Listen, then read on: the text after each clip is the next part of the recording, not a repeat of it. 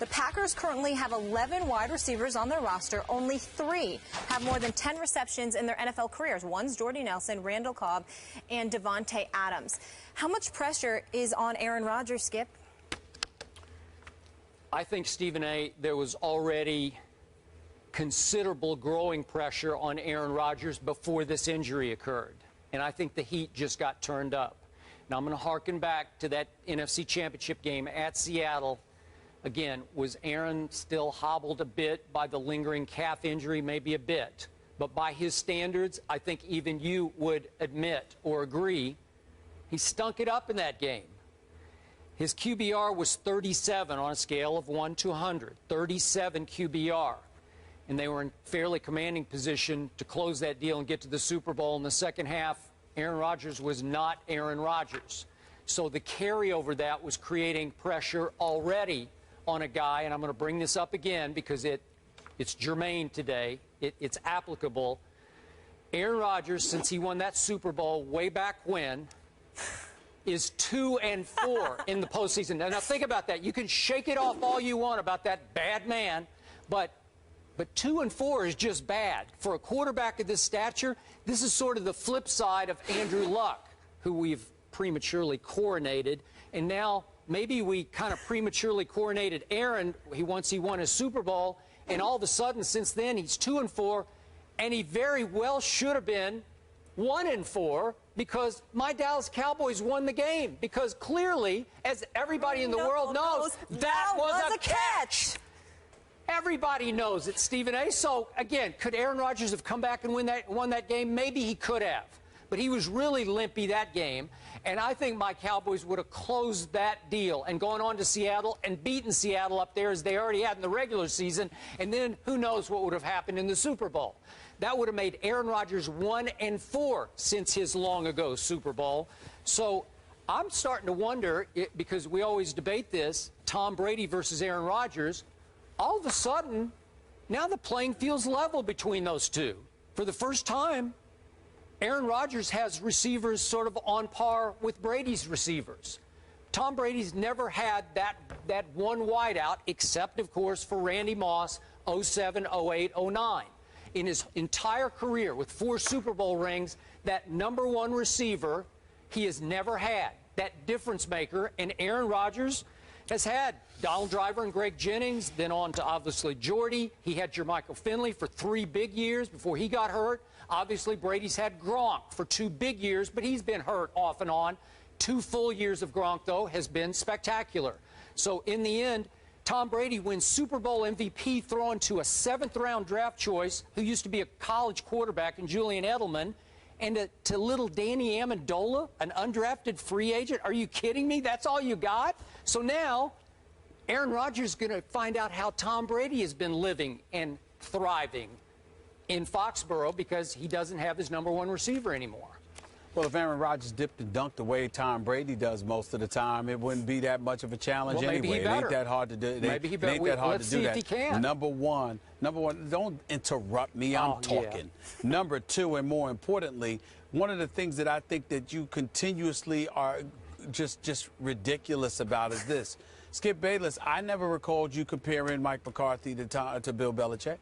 I mean, that's who Tom Brady has had at his disposal. Now, listen, I like McCarthy, and I respect him, and he's a Super Bowl champion as a coach, okay? But the flip side to it is that he gave up offensive play calling duties, all right? He, got rid of the special teams coach, got rid of the dude that couldn't hold on to the onside kick and all of this other stuff. I mean, you got all of that stuff going on. There were changes that took place within their coaching staff. The infrastructure of the Green Bay Packers is not nearly as consistent as that of the New England Patriots. When you also look at Aaron Rodgers, this was his #1 weapon. Jordy Nelson has improved every season over the last 7 years. I mean, if you look at it, the 43 touchdowns over his last 3 or 4 seasons is like 3rd behind Rob Gronkowski, and I forgot who else there was. But when you look at that and you look at the fact that he had 7 touchdowns last year for 40-plus yards, which led the NFL, this is your #1 primary threat at receiver. That's a lot to lose. Randall Cobb can pick up some of the slack, but you're going to need other guys like Davante Adams and others to pick up the slack as well. They're going to have to get open. All I'm willing to say about Aaron Rodgers is what I have continuously said. he's a bad man. And if you get open, Aaron Rodgers will get you the ball. It doesn't have to be for a second or two. It could be for a split second. You get open, Aaron Rodgers is going to get you the ball because I believe he's the best pure passer in all of football. And I believe before all is said and done, he will go down as arguably the greatest ever. He's that lethal. He's that big time. He's that pure, that gifted as a quarterback in the National Football League. This is what I believe about him. But he can't do it by himself. He's the quarterback. But receivers got to get open and catch the daggone ball when he throws it to them. You understand? Because if he's not doing that, then it's going to be a problem. I can assure you that when you're looking at him and where he's supposed to put the ball, if dudes are open, watch him find them. There's none better than him at that. Which brings me back to how we opened the show yesterday. And I must admit to you, we've been working together for what? We going on like 15 years? It's 3 years. What's that? 3 years. No, I mean overall. 3 years on the show. But going back, all the way back to some other network where we first started, right? Okay, 15 plus about years. 15 years. Wow. In all the time I've been with you, I think I always kid you that I feel like I know you better than you know yourself. But I usually am correct in anticipating which way you will go with the question. I'm guessing, but I'm usually correct in anticipating. Yesterday, you threw me the biggest curve you have ever thrown me.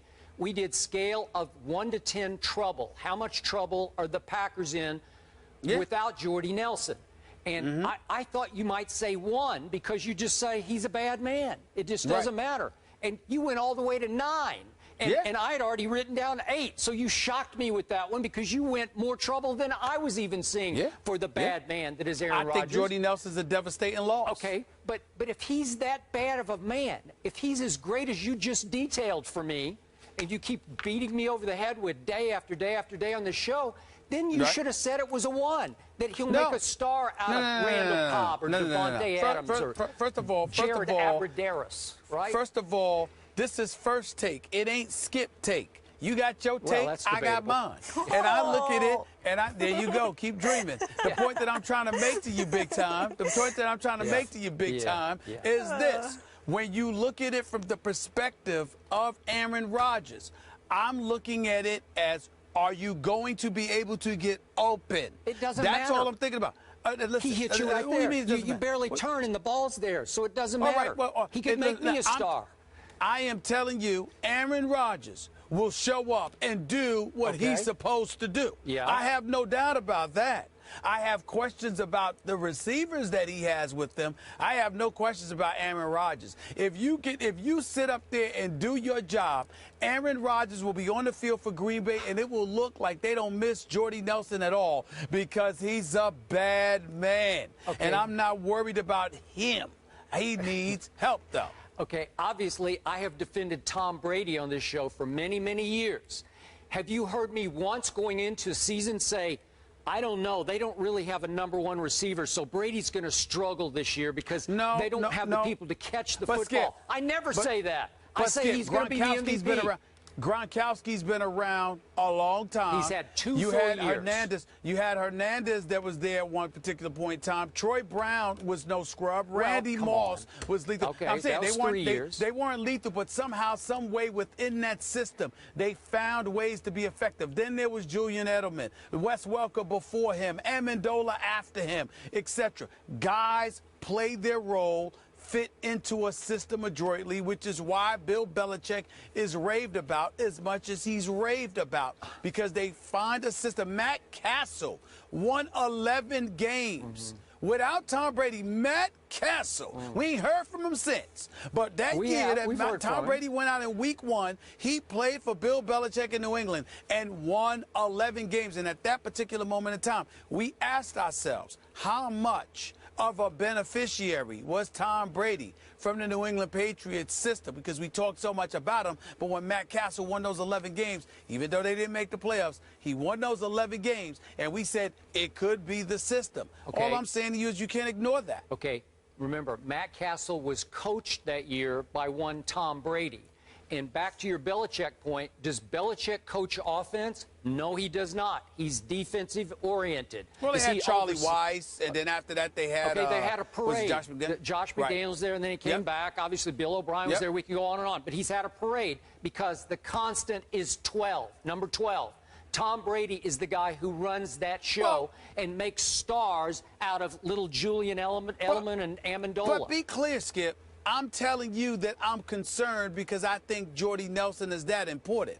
But it's not like I think that Aaron Rodgers is going to fall off the wagon and suddenly look like Jay Cutler.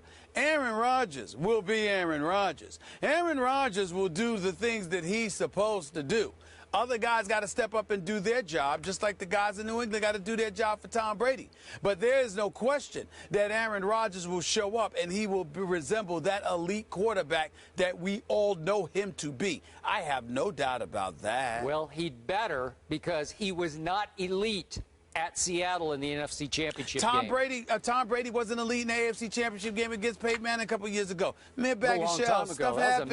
It's no big deal. It's no big deal. Wait, Tom Brady, the second half of this AFC Championship game and then the Super Bowl, what happened? I think he was the MVP against the Seattle Seahawks that had just beaten Aaron Rodgers. Really? Tom Brady's got a Super Bowl for the first time in 10 years. Congratulations. We'll see what happens with Aaron Rodgers. We'll see. Can we get hashtag mere bag of shells and premature coronations trending, Rob please? Crampton, honeymooners. That's where I got it from. I just want to spin this forward to fantasy. Obviously, Jordy Nelson's injury ups the value, the ADP of both Randall Cobb and Davante Adams.